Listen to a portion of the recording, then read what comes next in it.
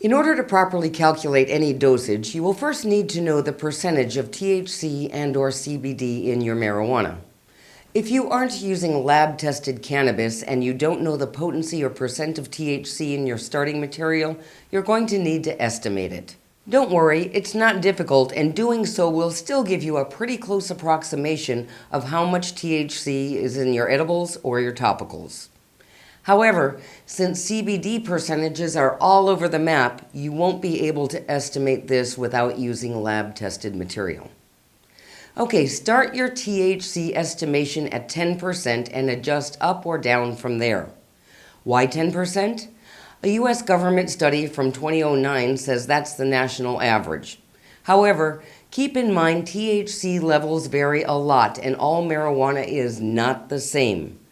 Reports say that government-grown cannabis from the University of Mississippi that's supplied to researchers tops out at a measly 3% THC, whereas a 2015 Colorado study that analyzed 600 samples from that state saw some top-shelf strains containing a whopping 30% THC.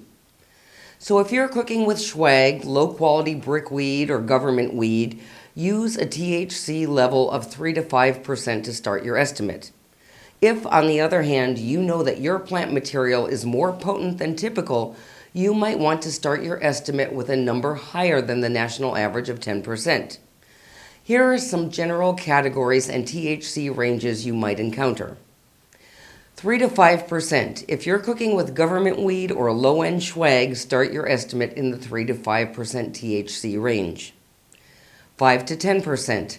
Higher potency brickweed will often fall between 5 to 10% THC. 10 to 15%. A lot of decent quality trim and shake will fall into the 10 to 15% range, as will average amateur-grown marijuana and a lot of black market cannabis. 15 to 25%.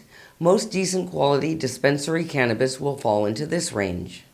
Above 25%, if you're lucky enough to find this, don't waste it cooking, smoke or vape instead.